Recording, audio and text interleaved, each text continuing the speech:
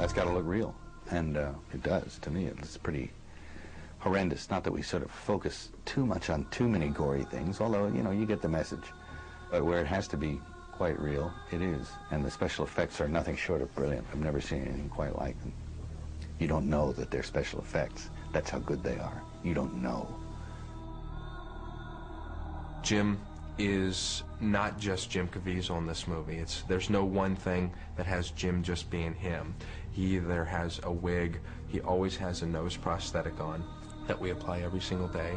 I had a total of 9 different stages to Jim Caviezel's makeup, from start to finish, from Last Supper to Pieta. We had to have a technique that the actor could be mobile in, could work in, and most importantly, a makeup application that we could do in a timely fashion. If we have an actor in facial prosthetics, full body prosthetics covering every inch of his flesh, a beard, a wig, dentures, you start to add up all these elements and you start to add up time. And when you're doing that 25 days in a row, you can't have 8 and 10 hour makeups. You'll never sleep. We ended up developing a technique based off of a temporary tattoo idea. It's a 3-dimensional prosthetic that is transferred to the skin via water. And these prosthetics are attached to giant sheets of paper. And we had this special chair that we'd constructed for Jim. And that way we could get around his entire body. We could get the front, the back, behind the legs, the front of the legs, around the arms. And we were able to take these giant sheets of prosthetics that were attached to paper, stick them on his body, wet it with water, and then peel off the paper, and all these pieces were attached to his body. And it cut the process down of what would normally we kind of guesstimated would have been an 8-hour makeup down to about a 2-hour makeup. There were moments when, just for whatever reason that day, the weather wasn't in our favor. He'd be in this entire makeup after the finished process, and we were unable to shoot.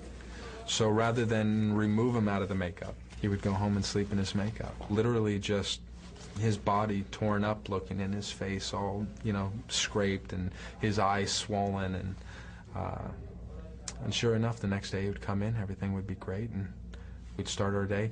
Those nights were really nice because we actually got more than 2 hours sleep, so that was good. We got this guy, Tony Bertorelli, on the set one day, and he came in late in the picture because he replaced another actor who had to leave. And he was just walking down to the set, smoking a cigarette in his Pharisee outfit, you know, a cup of coffee, cigarette. He's walking down to the set, and he bumped into Jim in the parking lot in his full getup, and it stopped him. And he had dropped his coffee and everything, and he was just stunned into a complete, like, stupefied state. And we had to show that. We had to make it sympathetic. I think one of the biggest struggles was trying to make this makeup as real as possible, and at the same time make sure that there was still a human element, something that the audience could connect to.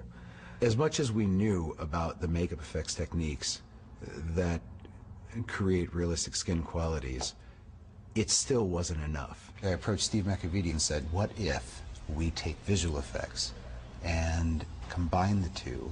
You know, you'd put the lesions or the scarification on, and it would be pretty livid, and you know, the guy wouldn't actually have a flagellum sort of ripping the guy's flesh off or anything. He would just kind of fake it, and we'd have to cover up the wound with computer-generated skin, and then as the flagellum would come through, you'd actually reveal the wound that was already on him. So it was kind of like the reverse of what most people would have done. Yeah, you feel a little bit too far away right now. Too far? What's that? Yeah, that I believe.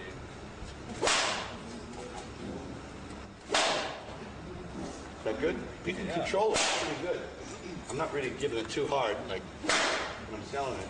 Yeah. The actors were always just holding this much of a whip. Never even came close to him with the leather straps or the talons that were on the end. We brought back the actual props and made playback loops of the chosen takes so that he could see what he was doing. Then here in front of a green screen, we had a puppeteer in various, sometimes almost comical positions to try to get himself out of the shot, puppeteering what the actors were doing. It also gave us real lighting, real gravity, the tines interacted with each other. None of that has to be programmed or specifically animated. And at the end of the day, we've got 7 or 8 elements for 7 or 8 shots done. Whereas if we tried to do that with CG, we would have been at it for weeks.